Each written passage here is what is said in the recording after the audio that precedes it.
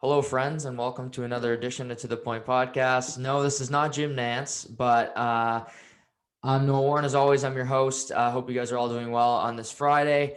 And this morning, it's a little different. I usually do a little bit of a talk about all sports Friday morning. I am going to do that after following this podcast, but I had to get my good friend Casey Ward out of bed. It's been a couple of years since he's been out of bed before 9 a.m. And I said, I'm going to do that for him. I'm going to start him off on the right track here on Masters weekend. But Casey, thanks for coming on again, man. And what'd you make of day one at Augusta National?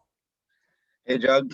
Thanks for having me on. Appreciate it. Getting me up for 9 o'clock. Usually it's, Saturdays for a tea time or something, but, Yeah.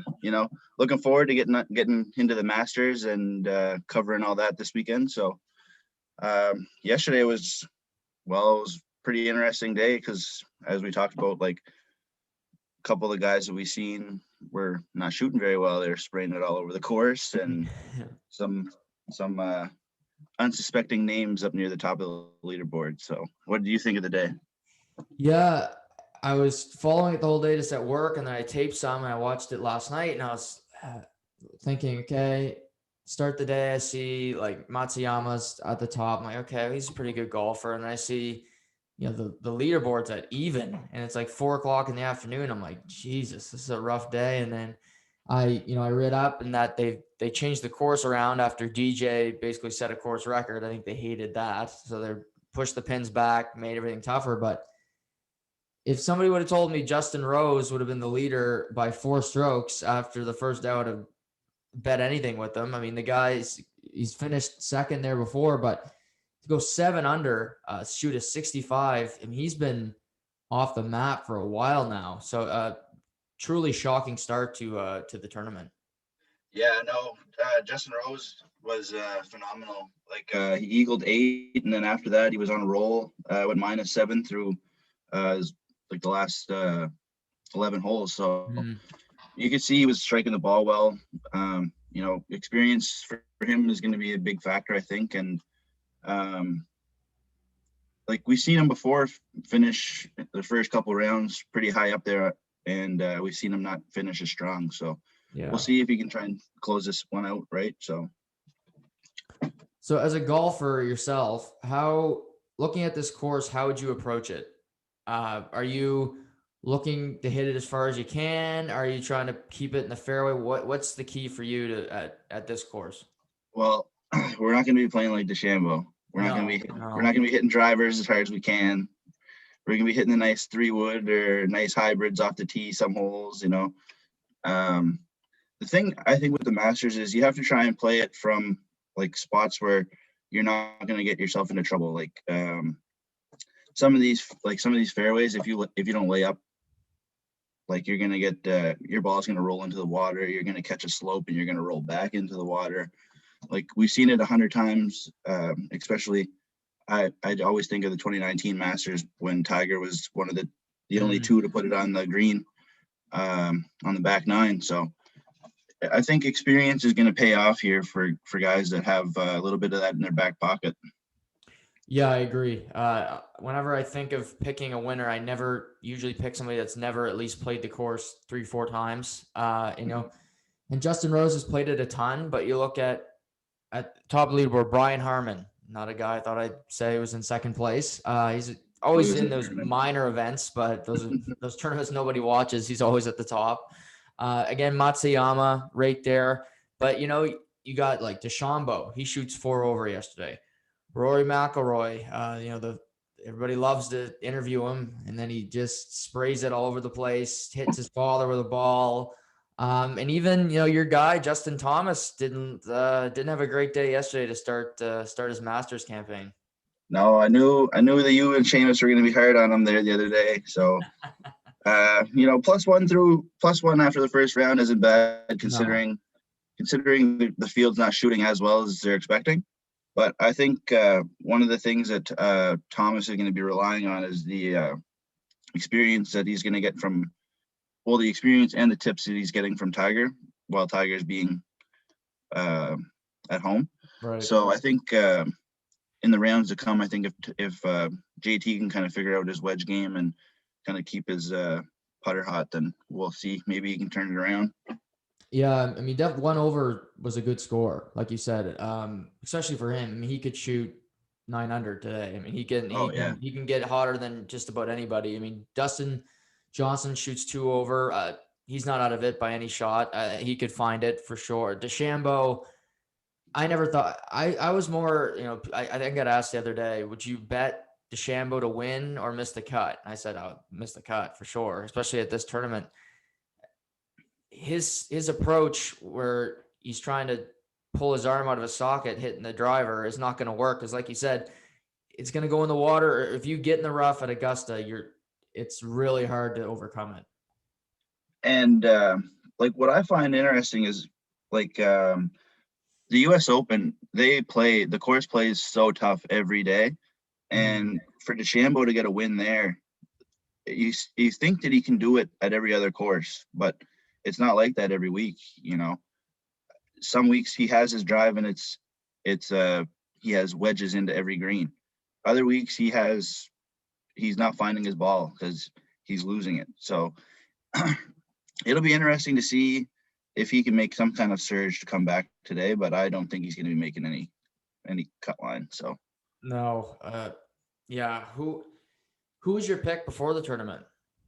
well, we messaged about it there. Yeah. I said I liked. I want to see DJ kind of come at it and repeat. It'd be nice to see.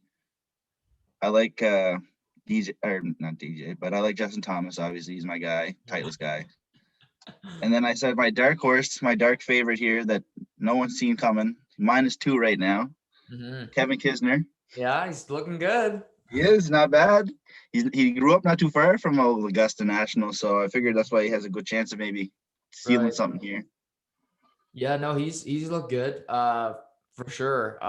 When I saw his name at the beginning of the day, I got to laugh because I said, "Oh, no wonder Kate." You texted me just about the time he made birdie to go 2 under. I'm like, "Oh, that's his secret pick now, Kevin Kisner." Yeah. On the course." But no, I like it. Yeah, I think this is such an interesting day because would you, after today, do you think Justin Rose is going to have the lead? I don't know. It's tough to say. I think he's still going to be right there, right there, probably in the top 3. But if he doesn't have the lead, he's going to be in the top 3. I think. Yeah, I agree. I kind of look at like a couple weeks ago, Sergio had that big lead, and then it kind of got chipped away as the days went on. Yeah. But yeah, I mean, he's got a 4-stroke lead, so unless he has a terrible day, he should be okay. But yeah, Matsuyama could get hot. I mean, he's a good golfer. I mean, he's not talked about all that much, but he's won a major. He's a good golfer. But I look at, your guy, Justin Thomas, to get hot today. I mean, he's 1 over. I even think like a Daniel Berger, he's at underrated. He's a 3 over right now. He's going to have a good day to make the cut, but he can get hot too. Who knows? You got Hov. Like, there's no great player that's really that close. I mean, if you look at, you got Patrick Reed, who's 2 under. He's a polarizing guy, of course, because he's, a cheater, but he doesn't need to cheat because he's a really, really good golfer. Yeah, no, that's what I was joking with you earlier about how I didn't see much of him on the broadcast, so I don't know if those lies were all improved but no, he's playing some good golf, and it'll be interesting to see if he can kind of make a little climb. I know Tiger was pretty happy to be getting. He won the jacket off of him, didn't he? Yeah. Yeah, I knew Tiger was pretty happy to be having Phil Reed or Patrick Reed put it around his shoulders there. So yeah. I don't know. We'll see if DJ have to crown a new winner this weekend. Yeah, that's such an awkward thing, especially you miss the cut. Imagine you miss the cut, you stick around for the 2 days to put a jacket on somebody. Let's go on a complete bender. Yeah. Yeah, I imagine back in the day a few of them did. Oh yeah. I didn't remember what I got a couple guys that I want to ask you about. Okay. So I know Seamus was harping the big Spaniard there before he jumped on. Do you think you see John Rahm making a little push today? Yeah, he's even par, which isn't bad. John Rahm is really good, but he's never won a major. That's so surprising because he is a fantastic player. I really like watching him play too because he plays fast. I hate seeing Justin Rose at the top of the leaderboard because he's so fucking slow. But Rom, I mean, I don't think this course is perfect for him. I like it. I like when they play Torrey Pines at the U.S. Open. I think that's a course that he could win. Yeah. He can drive it. He can, I love watching them play at that course. But he, I see that more as an opportunity for him. But I mean, he's like DJ last summer. He was there with Dustin. They were going stroke for stroke all summer. Yeah. So I would never rule him out at making a push. Yeah. Another couple guys I think that might have a good day today is Cameron Champ and Xander Schauffele. Yep. And we're going to see maybe if Corey Connors can maybe get into the red digits here. Yeah. Yeah. Just going down the line. Champ is an interesting guy because he's always right there. And you see him, he finishes a lot of top 10s in tournaments. So yeah, I don't mind him at all. I think he's strong putter. So that's really the key to it. I mean, we've seen Tiger. Yeah, Tiger hit it farther than anybody for a long period of time, but he could putt better than anybody too. So that's the key. Schauffele's one of my favorites. He can never pull it out, unfortunately, but he's still even par. He's played really well at Augusta the past 2 years. He's finished in the top 5. So I wouldn't be surprised at all to see him have a good day. What might happen, Case, is if Schauffele and Rahm are both playing well and they're in the same group, we could see them heat up, because I think if you see these elite players, if they're in the same group together and one starts going, it normally fuels the other guy to say, I'm going to eagle here, or screw you. Like that could be. Yeah, no, for sure.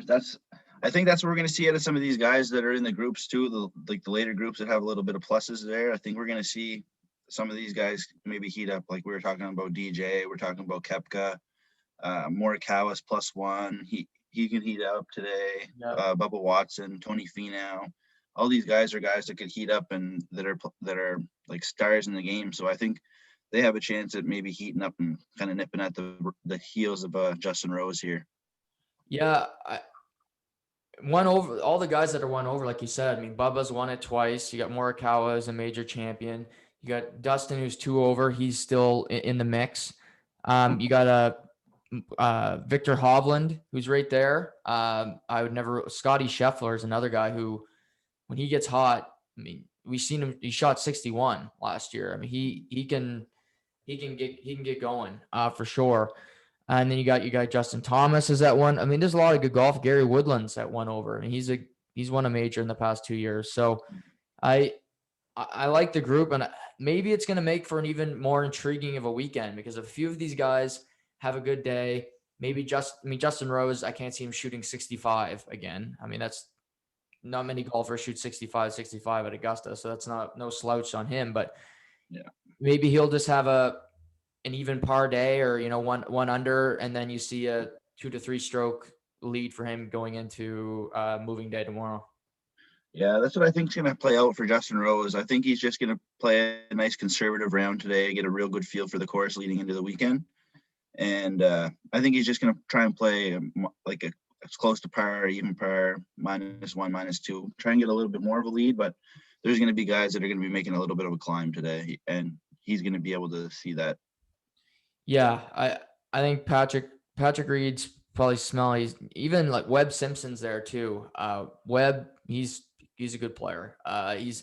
He's always right there. I think this course is kind of built for him, because he's not a guy who drives the ball very far, but his iron game's strong, and then his putting is really what separates him from other golfers. So he's interesting at the top too.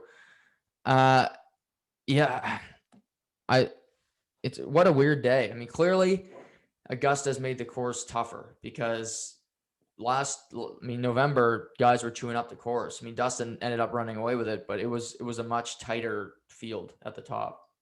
Yeah, I think it has a little bit to do with the season too. Like, right. I'm not no golf expert or professional or nothing, so take it with a grain of salt. But everyone always tells me that the ball flies different, whether it's warmer or colder outside and stuff like that. So for DJ and them to just tear the Augusta up in November, it could be completely different for them trying to tear it up in the middle of the spring, right? So Right. I don't know. It's going to be interesting to see how some of these guys react to the course conditions, especially if they haven't been through the course as many times as some of the guys with more experience. So I don't know. I'm interested to see how some of these guys play their iron shots today, especially Morikawa. He's a real good second shot player, and I'm looking to see maybe.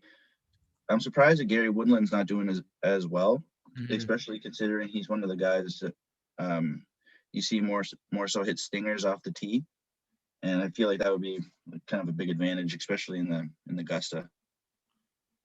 First hole, it's 400. I think it's 485 yards, par four. Um, I saw Bryson yesterday tried to obviously drive it, tried to put it on the green. Yeah, Kyle Berkshire. Yeah. What would you what stick you pulling out the first hole? Well, first hole, I I'm gonna hit driver anyways. It's usually a nice little draw, something I don't know. We're gonna try and hit the fairway, but I'm decent with my long iron, so I'm not as bad with playing like a 5 or 6 4 iron into something like a par four like that. So we can get maybe 275 with the driver and then get something going into the green, but the problem is maybe trying to get the ball to stay on the green. Right. Yeah. Yeah. Easier said than done for Yeah. sure. Yeah, I've heard some horror stories because every year they do the tournament and then they do a media raffle. So after the Sunday, after the Masters over, the Sunday night, they pull out a card and say it says, Casey Ward on it. And you're there, you're part of the media. You get to play Augusta the next day for free. Yes, sir. Yeah. I know James Duthie's done it. I know Dan Patrick's done it a few times from winning, but the thing is it's kind of a gamble because if you don't bring your own clubs, because there's a bunch of media guys there, so the odds of you winning are slim. So a lot of the times, guys you have to use like borrow clubs. How would you do Yeah. with that? Rent a club. Geez, I don't know. That'd be tough. Yeah, Yeah, I'm pretty particular. I got to use my own clubs, or it'll be interesting for sure. yeah. I don't golf, so I'm not Yeah, with you're that. gonna But have to a get lot to of the people point are to like, send me yeah, I down. need my clubs or I'm done. Like your Yeah, hex. You got a hex in your brain already. you're gonna have to send me down with to the point. I'll go cover some Masters broadcasts for you. I'll caddy for you. Yeah, yeah. We'll bring the gator out for the course. Yeah, bring the gator out, and I'll just be sitting there giving you some bad advice. Like Hit the 60. I'm thinking left, way left. Yeah, the way you're hitting it today, I'd probably club up. Yeah, I'd probably sit there, look at the 12th hole, and tell you, don't do what Jordan Spieth did. Yeah, yeah, really. But bringing it to Spieth, rough start, had a triple bogey on 9. I was like, oh, he won last weekend. I was happy for him. But he recovered. He gets back to 1 under after he eagles a couple birdies. So 1 under with the scorecards, really good day. He won last weekend. It's really rare that we see players win back to back. But what do you make of his chances the next 3 days? Well, like we've said it before, like we've talked about it, you and I. Like he's made some pretty serious improvements to his game this year, and like he hasn't been a force really the last couple of seasons, Mm-hmm. but we see the last 6 weeks he's been right at the top of every leaderboard. So he's starting to find his game. When you start to find your game and you get confident in it, you could ride that wave as long as you want. Like DJ, he ran with his confidence and he just tore up Augusta last year. So Yeah. it could be Spieth coming back to back if he finds his game, and because he's played here before as well, so he knows his way around the course. So he has his looks and he has where he wants to play it. So it's up to him if he wants to play well. Yeah, I came into the weekend. I should have thought of it more, but I'm like, there's no way Spieth's gonna win back to back. But he should have 2 green jackets. If he doesn't melt on 12, and even I heard this sound, I don't listen to it now, but oh my goodness, oh my goodness. They don't have anything interesting to say, and then they just go, oh no, and you just know it's over. Like yeah, you Yeah, have the green jacket and he lost it on one hole when he yeah. put it in the drink twice, and it was Like, just bury him.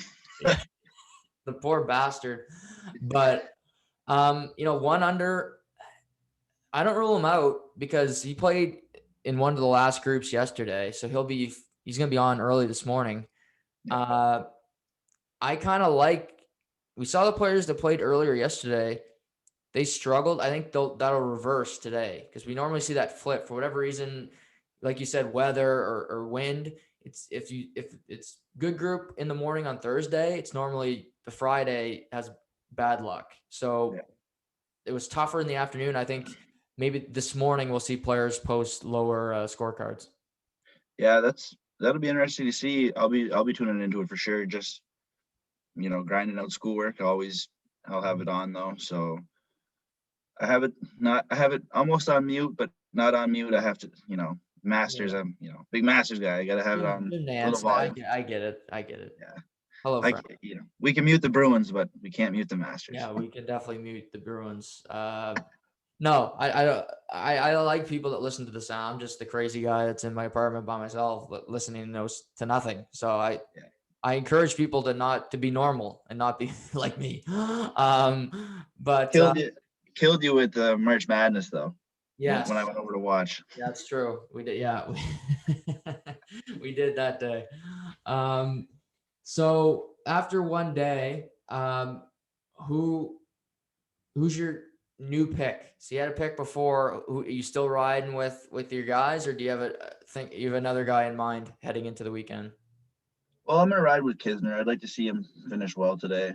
He, I don't know. He's not really a well-known golfer. He doesn't have very many wins on the tour, Mhm. but like some of the media things that he does, and Yeah, he's just a hilarious guy. And he'll shit talk with anybody on the golf course. It doesn't matter if you're a scratch handicap or if you're plus 20. It doesn't matter. Like he'll screw around with you.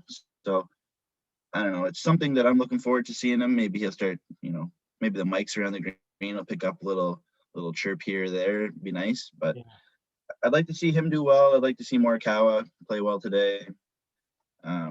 I'd like to see one of these guys that are like kind of plus par, like Bubba Watson or Brooks Koepka, kind of go on a run as well. yeah. How about you? What are your picks? If Kepka could turn it around, that would be something interesting. Because I think his caddy's having to pick up the ball for him inside the cup because he can't with his knee right now. So Mhm. the fact that he's even Yeah, playing is pretty incredible. Uh, yeah. They said that he even can't really read the greens because his knee doesn't bend that way or something. yeah. Yikes! Yikes. Yeah, yikes is right. And he still shot better than Rory. So Rory suck on that one. Because I Got know back across the boat. yeah. Um, yeah, if I had to pick one, I like Shoffley. I'll ride with him. I normally do in these tournaments, even though he doesn't win any. But I think he'll have a good day today, get back into the thick of things. Yeah, I just can't. It's the first day, so great start. But I can't see Justin Rose winning the Masters. He had a shot. He let Sergio beat him. So, Mhm. um, Siwoo Kim's an underrated player. He's a good golfer. It's one under. I like him. You look at the top. You got Zalatoris, who's been ripping up the Corn Ferry Tour the last couple of years. He's gonna be a good golfer in a couple of years for sure. I mean, he's already in the top four of a major here. I'll go with Patrick Reed. Just just for antagonistic purposes. And as much as people hate him, it would be funny to see him have to get the green jacket from Dustin. I think that would be Oh really yeah, funny. Like see Paulina in the background, she's like half goon, and Dustin's having to put the green jacket on Patrick Reed, and he's yeah. sitting there with chewing tobacco or whatever the hell he's doing. DJ's giving Reader the old jacket. Well, he's like green jacket, gold jacket. Who gives Who a gives a shit? shit? Yeah. uh, Exactly. No, but no, I mean, this is a great event. I mean, we're coming off the national championship tournament, and then you got the Masters, and you got the playoffs coming. I mean, this time last year there was nothing. It was The Last Dance, and I watched the hell out of that. Yeah, I yeah, watched the hell out of that documentary. I've seen it like 3 times, and I love it. But I'm so happy you got baseball back. It's great. We're gonna pivot to some trade deadline talk, and then I have a little game for us at the end of the podcast, which I'm looking forward to. But I wanted to ask you, what do you think of your Yankees start to the campaign? well, it's not off to a great start. We're I haven't really been following it as much either though. So I've been like so stressed with school lately. So I've Right. been more so kind of just trying to get that out of the way. But we're definitely tuning into some games here and there. Not so much the Yankees because kind of having a hard time watching them. But I'm we're watching the Jays, we're watching the Angels, we're watching all these games. So Right. I'm excited for the ball season to be back. Yeah. When it starts to heat up, I'll be back there rooting for the Yankees again. Yeah. I go through spurts. Like I'm excited about it right now because it's the start, and I'm like, okay, this is great. And then when it gets to a game about 60, I'm like, Jesus Christ. still 100 of these to go. But yeah, Angels have been fun. I've been watching. They played the White Sox Sunday night. That was a fun game. I Yeah. was watched the Blue Jays and Angels last night. They went to extras. Angels won that one. I mean, Trout's just been tearing the league apart again, so that's no Yeah. surprise there. Uh, yeah, your Yankees again pitching. It's a little leaky. Yeah, I And they don't got Garrett Cole on the mound. I start to pull the Tiger Woods and grab the glutes because I'm a little bit worried. saw that. Kluber hasn't been doing too bad though. No, he had a good start. He's starting this Yeah. afternoon. They're Yeah. in they're in Tampa Bay. It'll be interesting to see how they do today. Hopefully they don't lose. No, but I mean they got the bats. They're very similar to the Blue Jays, the way they're built. Yeah. Tanner Roark the other night for the Blue Jays, he was doing Tanner Roark type things. As Keith Hernandez once said about him. Yeah, Roark's really been getting his tits lit. And he did. The other night, he gave up 3 home runs and Oh yeah. didn't look great. But yeah, I mean, baseball is such a long season. You got hockey that ends in there. You got basketball, the playoffs, and we got golf that goes through. But like you said, once you get into the summer, and I think that's when you start to really feel baseball season because there's nothing else on. Yeah, exactly. When you're in the dead heat of the summer and the dread is on, there's nothing on 8 o'clock at night. You Yeah. flip on a baseball game. You watch the boys turn double plays and hit Nazis or not Nazis, hit nukes out of there. So I don't know. Astros have been looking pretty good. Oh yeah, Six and I one. hate them. Yeah, I know you do, but they're looking pretty good. Oh my god, I don't even watch them. That's how much I don't like them. Yeah. No, well, that's good golf talk. Let's talk about the NHL trade deadlines coming up on Monday.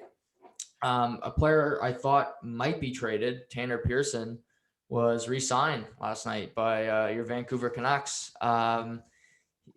3 years, over $3 million. What'd you make of the deal? I think they overpaid him a little. Yeah. I don't know. I wouldn't have gave him that much. I would have gave him maybe a year or two, 1.5, 2 I mil. was thinking 1.5 million. Yeah, that Yeah. was my thought. Jeez, like I don't know. They expect to make some big runs and changes over in Vancouver, but I mean, they keep re-signing guys like Jay Beagle and Louis Erickson, Tanner Roussel. Pearson. Oh my God, like they're just digging themselves into a hole. Yeah. They're already in a pit, and they keep digging down deeper to see what they can find. You said Roussel, Beagle, Louis Erickson, Brandon Sutter, this Pearson contract. I think they gave Demko. It's a good deal, but good slice of cake for a guy who's played 5 minutes in the NHL. I mean, you look great for a month and a half, but I don't know. Again, we've seen with Matt Murray. What you give money to a guy that's played well for short spurts, it doesn't always turn out to be a great investment. Yeah, exactly. And like I don't know, it's just he seemed to go on that run in the bubble, eh? So Yeah. I don't know if Vancouver's sold on some kind of false hope because in the bubble they were playing every second day. So here it's, Vancouver's not even playing right now. Yeah. So I don't know, like, and they're going to be screwed when they have to re-sign Hughes and Pedersen. So Yeah. like they're handcuffing themselves signing these fourth line, third line guys to big tickets. Yeah, the way it looks, they're gonna have to sign Pedersen and Hughes to likely bridge contracts, which can be good if it doesn't pan out, but it's bad if you get like Pedersen's had a terrible season. Injuries, inconsistencies. But if he goes off and then he has 2-3 great years, you're gonna be paying him 3 years if we ever get back to normal or we get vaccinated, normal, like if I ever get one, which remains to be seen. But if we get finances back, people are making money, people are going to be making more money than Connor McDavid because we see it in every sport. NFL, the best NFL player, Dak Prescott makes the most money. He's not the best player in the NFL. That's not how it works. It's just about opportunity. And these guys that play well, they'll surpass Connor. They'll surpass, 34 in Toronto because that's just when they're up and they've had a couple good seasons. Yep, exactly. And like, there's guys in the league that could be getting paid more than Connor and Austin for sure. I think of guys like, McKinnon's a team guy, took a little discount there for his team, and they're on a run right now. They could go good run in the playoffs, but I think of guys like Pasternak, they could be making a little bit more money in the NHL. Like, for sure.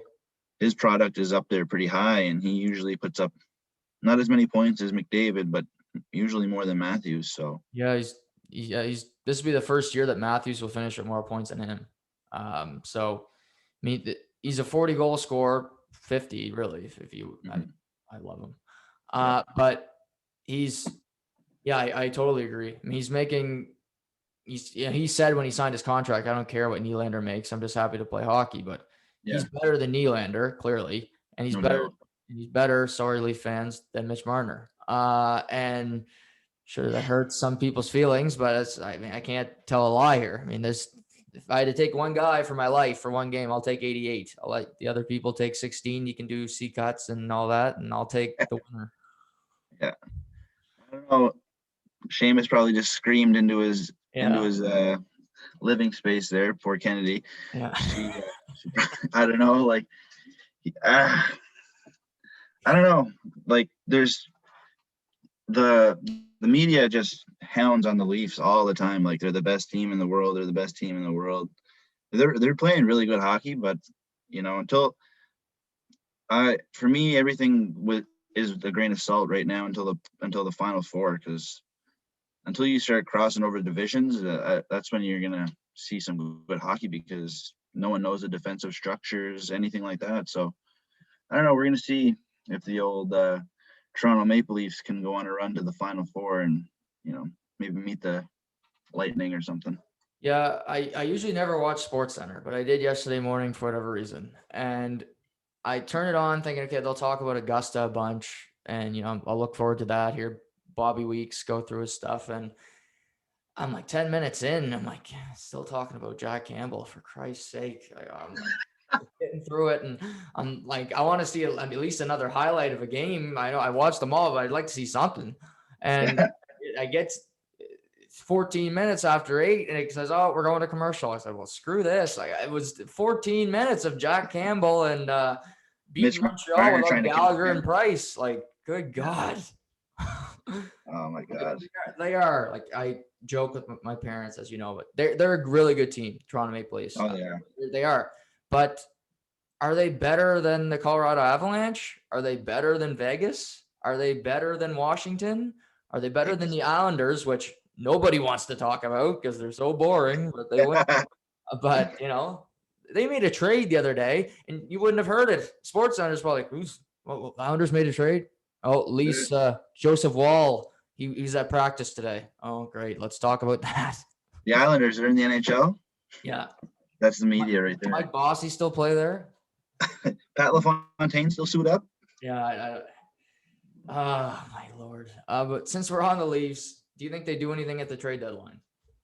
No, I think they're gonna hold pretty still. I think. Yeah, I I do don't too. know. I think they might. I've seen a couple of things that Taylor Hall is gonna go there and this and that, but I think that if they're gonna pick up a forward, I think kind of guy that would fit their makeup would kind of be a guy like Nick Foligno. Right. Yeah, I agree. I think he'd be a good ad. I The only thing I think they would try to play him at center, which I think is he's a winger. Like don't I think they kind of have the weird spot because they got Engvall playing center and he's not naturally a center, but he's kind of adapted to it. And you do not want to put Alex Kerfoot back up the middle. That for me, that if you're playing Winnipeg, which I think who they'll play in the second round because I like Winnipeg more than I like Edmonton. Uh, you got Adam Lowry, who's a human truck, and you got little Kerfoot, who's a human smart car, and he will smash him to pieces. If that's the matchup, that's a nightmare matchup for Toronto. Yeah, no, 100%. I agree with you on that one. So yeah, how about Winnipeg? I think they really need to add a defenseman, and David Savard's looking more and more appealing. Yeah, I see Savard is like one of the higher up defensemen that are going to be looking to be traded this deadline. It'd be if Winnipeg could get their hands on a guy like that, like a good defensive defenseman like Savard, I think they could really up their ranking here in the North Division. Sorry. Yeah, for sure. I mean, he was healthy scratch last night for precautionary reasons because they're trying to trade him. I even heard Tampa Bay is in the mix trying to acquire him, which I don't know Yeah, how they're going to do that financially, but the rich get that richer. would, yeah, if they get they get him and they got Sergachev, McDonough, Edmund Hedman, Chernak. I mean, that's not fair. Just plus Kucherov coming back. Kucherov's coming back for the play. I mean, that's a wrap. Should we just give the cup? Should we just give the cup back to Tampa? Or Yeah, maybe you just keep it. I mean, the Buccaneers have the Super Bowl, so maybe just keep it down there. So like South Florida's just keeping all the on trophies. fire? Yeah, Rays made the World Series. Yeah, So it's a good time to be in Florida right now, and COVID doesn't exist for them. So that's even their life's pretty yeah, good down there. yeah. Living large down Minus there. 28 degrees every day, so that's not a bad place to be either. Yeah. I got a couple names to run by you for the trade deadline here. Okay, I love it. So I got two forwards and I got three defensemen that I want to see if you think they're gonna go anywheres. Okay. So the first forward is Jake DeBrusk. Yeah. I don't think he'll be moved, but I'm not going to say 100%. I think Boston's frustrated with him because he hasn't had a great season, but I wouldn't give up on him. I like Jake DeBrusk. Again, he might have a terrible regular season. I think he's a good playoff player. Yeah. He's got that bite to his game. We saw he got Kadri suspended. He single-handedly did that.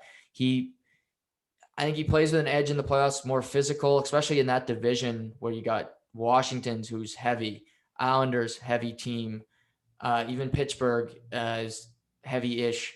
I think he'll be better in the playoffs. Boston, if they get into the playoffs, are a dangerous team because they got that pedigree. And I don't think, unless there's a move that really would change their franchise, maybe it's a bigger deal, a Gaudreau or something like that. Yeah, no, the reason I ask is because I've seen some sources saying that the Bruins are getting calls and stuff for him, but because I've noticed that he's had a little bit of a decline this year as well. Like the game's just not there. Maybe it's a confidence thing. Yeah, but like you said, he's a playoff player, and that's when you think of the Bruins style of hockey, especially now since Chara's gone, you think of guys like Jake DeBrusk, in my opinion. 100%. I And wouldn't. if you're going to trade him, you need a position player to come back because they want to make the playoffs. They want to improve and not, get worse. Yeah, no, for sure. The next player is Rickard Rakell from the Ducks. Oh, I'd love to get him if I was a team.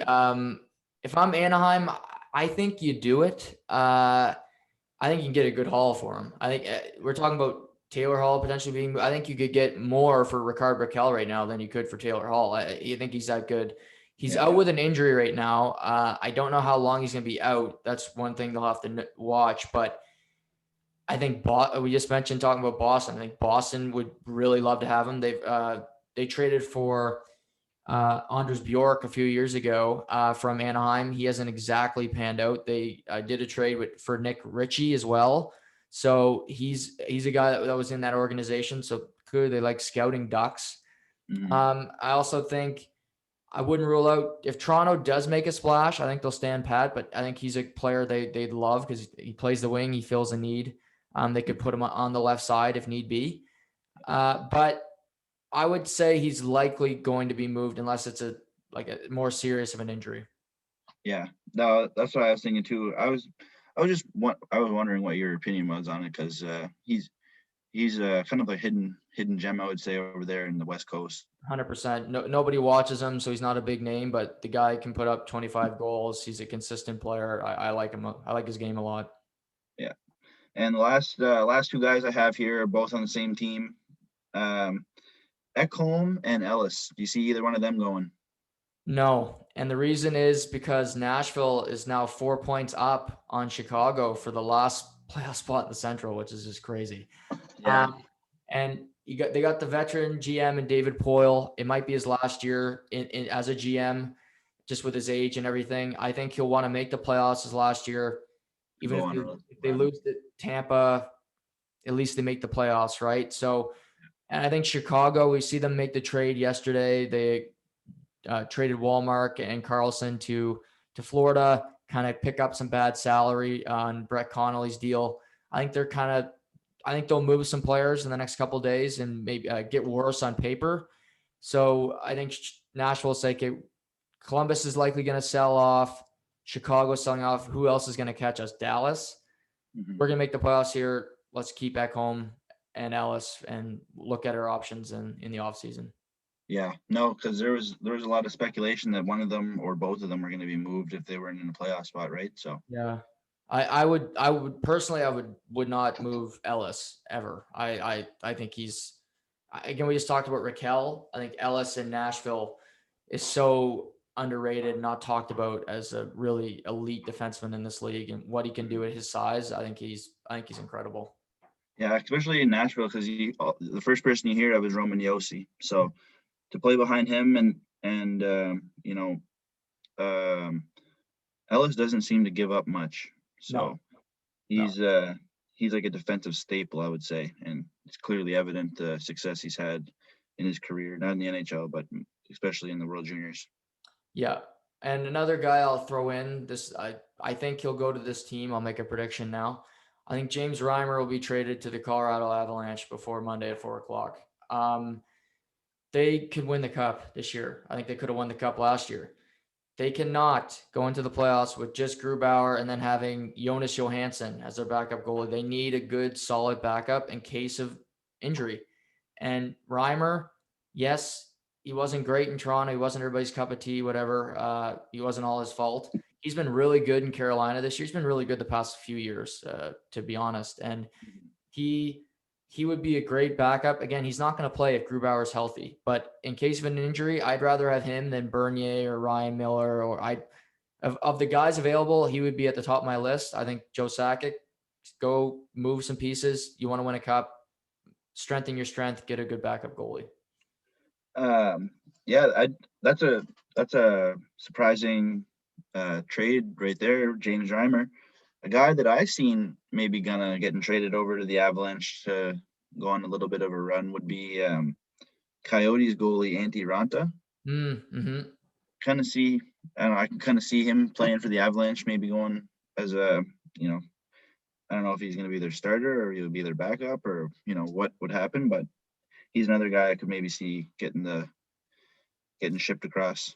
So He could definitely be moved. Again, Arizona is an interesting spot because they're in a playoff position right now. oh And yeah. they they kind of got three goalies because Kemper's hurt, so they got Ranta and Aiden Hill. So there's a Mhm. bunch of teams that probably didn't expect to be in a playoff position that are now in the playoff position. But I wouldn't be surprised to see Arizona still sell off assets because they don't care about making the playoffs. They lose money when they fill the barn, so they're probably bleeding money right now. Yeah. No, that's the only reason I thought Ranta would maybe be on the move is because when Kemper comes back, he's phenomenal. So Yeah. No, I like the discussion there. Taylor Hall is definitely going to be moved. We know Savard's. I'd be shocked if he didn't get moved. So hopefully they save some action for Monday for the trade deadline, and it's not 8 hours of boredom for all the guys that sit there and myself when I talk about it. But Islanders have already made a few moves, acquiring Palmieri and Zajac. Lou Lamoriello has already made them shave, which is ridiculous. But yeah, don't talk to my dad about that one. And so a lot of trade deadline. Before we wrap up today, I thought we'd play a little game for the first time on the podcast. I've been thinking about different games, different scenario type games to have some fun for me and guests. And Casey, you're gonna get the trial run today. We're gonna play a little game called Fact or Fiction. And basically, for everybody listening, I'm gonna read off a scenario.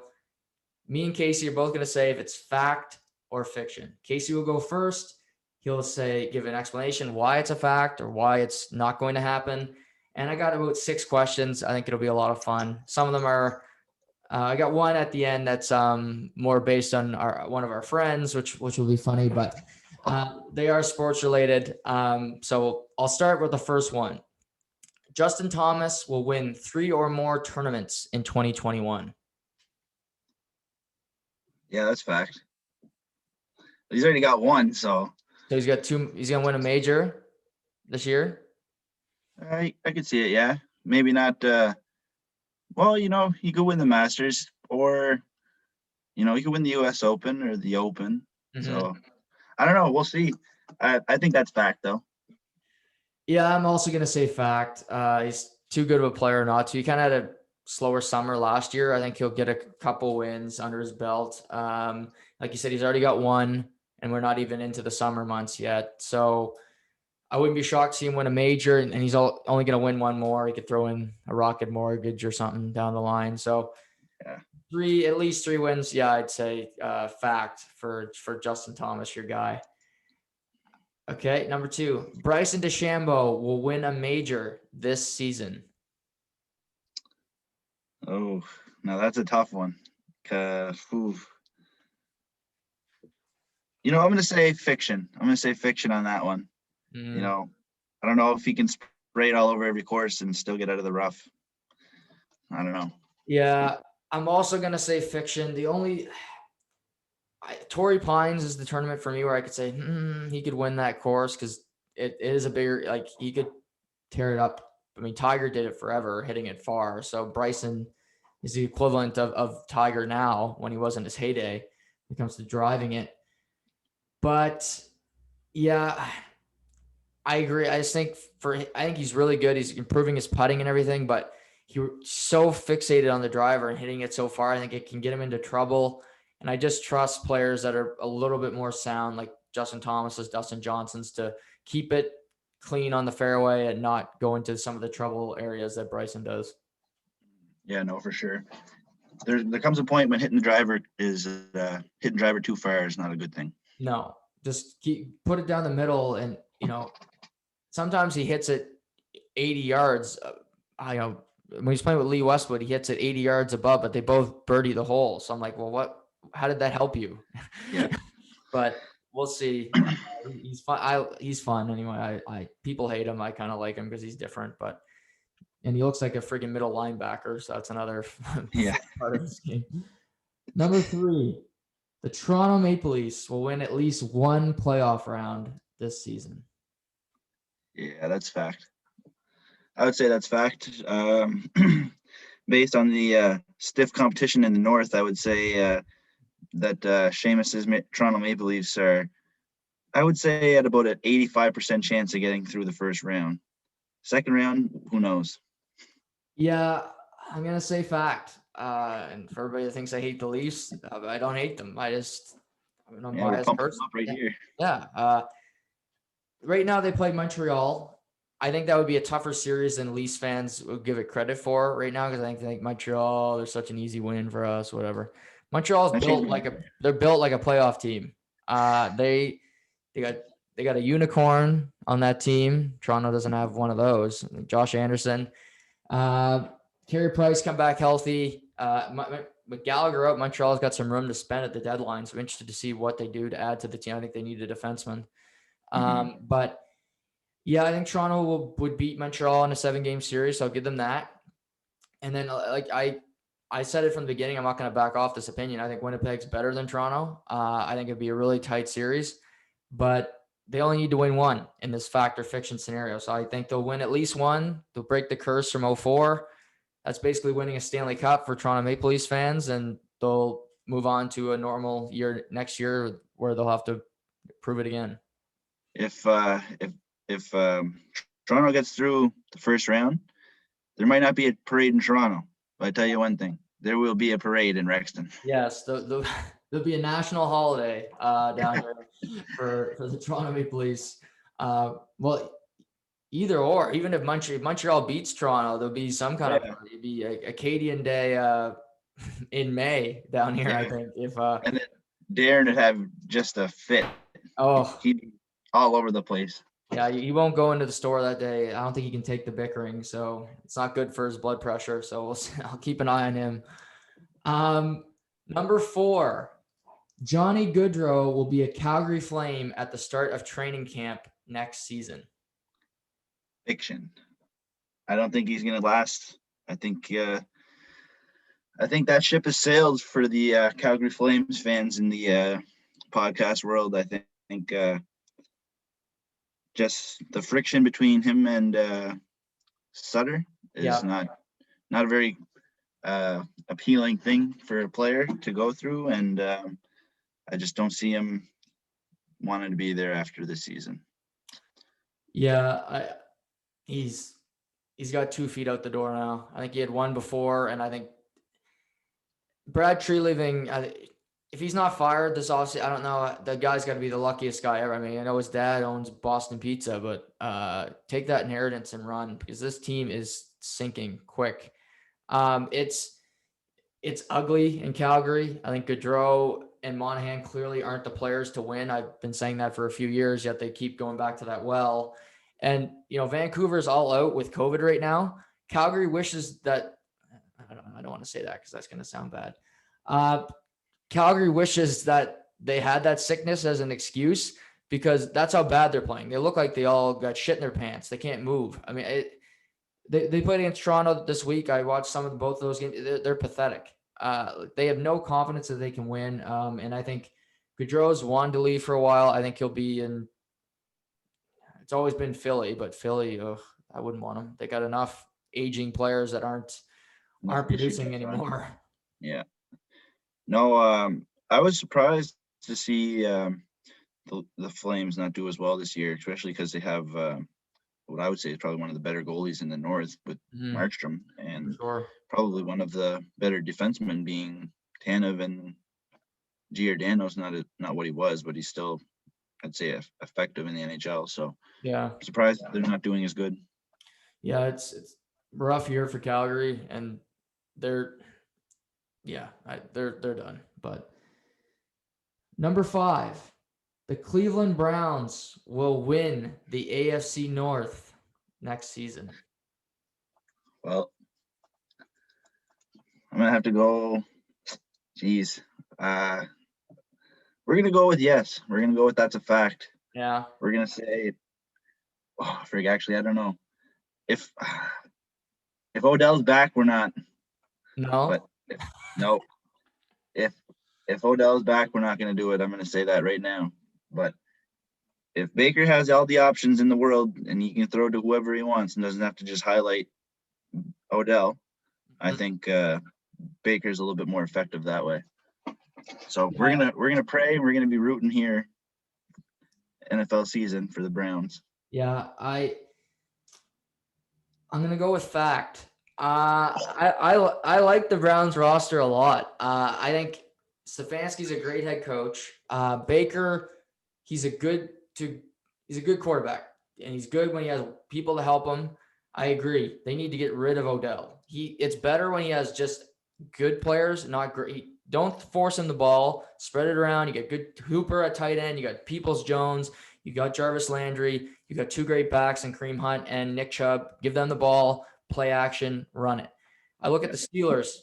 Big Ben coming back. Didn't look good there in the playoff game. Didn't look good the last back half of the year.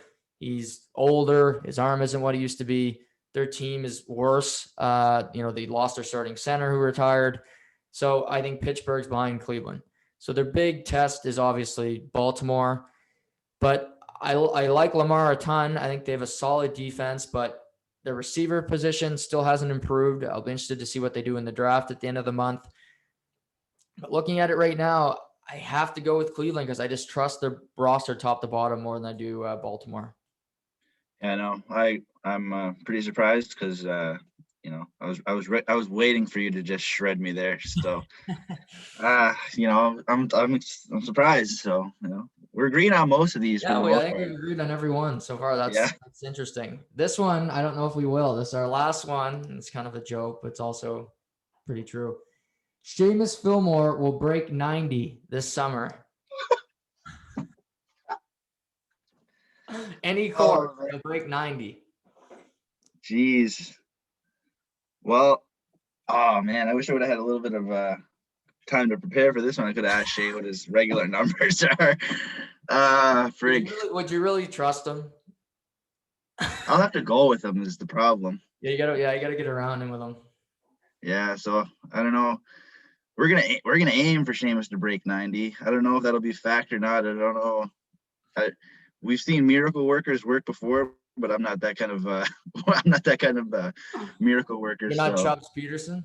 no, I got both my hands are still real, and right. I can get the wedge around. So we'll see. We're gonna say fact that Seamus can break 90. Okay. Yeah, I'm gonna go fiction, hard fiction on this. I love our boy. I love him to death. Great podcast co-host on Tuesday nights. He knows his films, but I don't see him breaking 90. I can't pitch him with a driver. I just think that's gonna be spraying all over the course. Unless is he putting off the off the tee? No, in all seriousness, I want him to, of course, but I'll have to see him play. I'll have to caddy for him maybe, but we'll have to get it to the point round out for sure. Yeah, to the point round. We'll have to document it, let everybody know how it goes. But I'm thinking maybe he gets the 92, but breaking 90, it's a lot. It's gonna be a long day. Yeah. Wardle's going to be looking to break 70 this year, or at least par. Really? Okay. Yeah. Last year's lowest was 70, 74, 75. So Miramichi's 71. So we're looking to drop a couple strokes. So yes, sir. What's your best shot? I'm more of a iron player, I would say. So I would say from 150 in, I'm pretty confident. Oh, that's good. I like to hit the Phil the Thrill flop shot too. So yeah, a little chili dip onto the green there.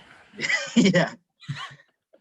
All right, I got 2 questions, 3 questions here for you because everyone says that you're the sports trivia guy. So. Oh geez, yeah, I'm not, but I'll try to answer them. Yeah.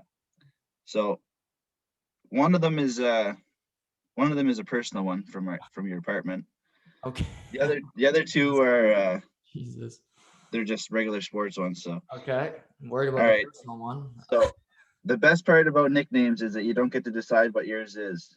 Yes. Take this player for example, who was dubbed Kessel's chauffeur by his own coach. Who was this player? I'm gonna guess Tyler Bozak. Yes, sir. I knew that. Good one, Randy. Good one. Yeah, I knew you were going to get that one. I knew when Blaine gave me that one, it was just too easy. Yeah. Especially being a Leafs fan. So. Right. All right. The second one here. This one is a tough one because I didn't know anything about it. Okay. So, can you name the pieces of the Gretzky trade? Oof, no. No? No. So, I couldn't believe when my brother sent me this. They sent Gretzky, McSorley, and Kruselinski to the Kings Mhm.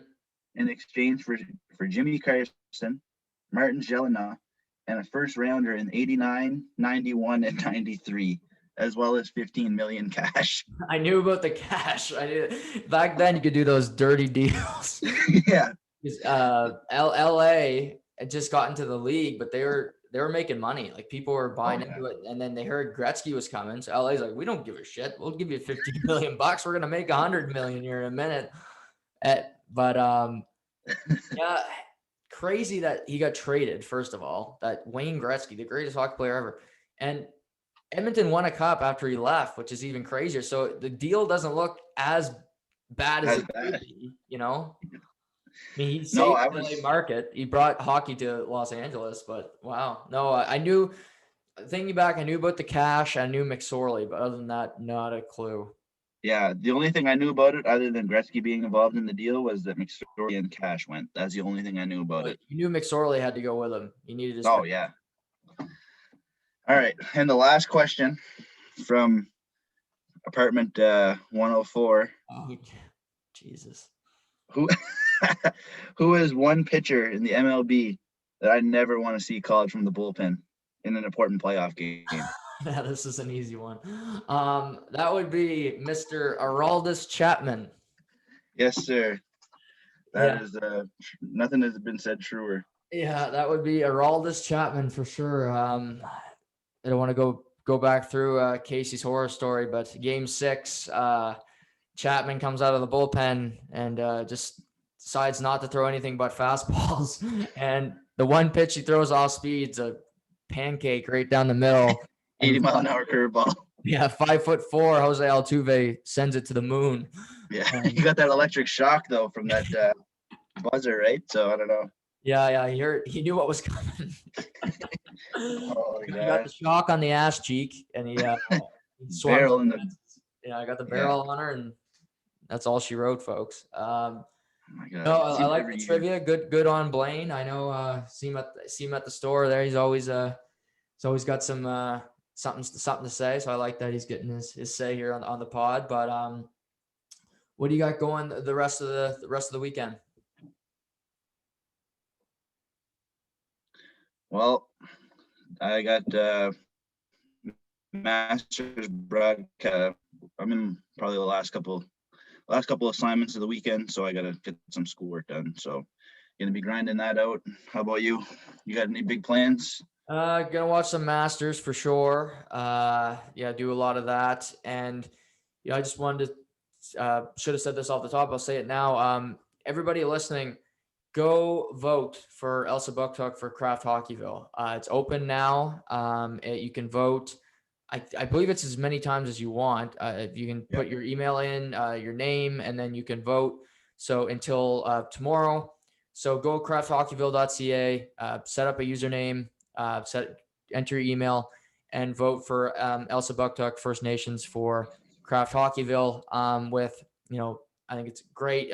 The rink after the Ructo rink burned, we wouldn't have minor hockey without Elsie Bucktuck, and nobody deserves it more than them. And with everything happening this week with the tragic passing and the terrible accident, I think we can all as a community come together, unite for one purpose, and do something great for the entire community, whether you're English, French, Micmac, whatever gender or whatever you believe in. This is something I think we can all get behind and support Elsa Bucktuck and their fight for a new arena. Yeah, no, definitely. This is it's going to be a big 36 hours for Big Cove, and they're going to need all the votes that they can get, and it's going to be exciting. Hopefully, I'm going to be voting as many times. I know my girlfriend's going to be voting as many times. Mm-hmm. Just get on the tablet and vote as many times while you're watching the Masters. There's nothing else to do. You might as well, flatten the curve even more. Just stay inside and get those votes in, because you and I both know that minor hockey in small communities is just vital to the lifeway. So Absolutely. it's important, and not everyone has outdoor rinks and rivers with gorgeous sheets of ice like up in Rexton. And Yeah. so, we got to get those rinks back so the kids can get on the ice, every day of the week and stuff. So it's important. Absolutely. It's for fun. It's for the future players, potentially future, any NHL or NCAA players in the women's game. And just for fun. We both played growing up. It was a huge part of what makes us who we are now. Just the team building, the camaraderie, being with the boys, so to speak. It's a lot of fun. And for the kids of the future, go out there, vote, and it doesn't cost you anything, and just takes a few moments of your time. You can vote 50 times in a couple seconds. So just go do that. But Casey, I appreciate you getting up early for me, buddy. Enjoy the rest of the Masters, and we'll do this again soon. Right on. Thanks, Jug. Appreciate it. I'll always jump on whenever you need me. So appreciate you coming on. Perfect. Well, everybody, enjoy the Masters. Vote for Elsie Buckduck, Craft Hockeyville, and enjoy your weekends. We'll talk soon.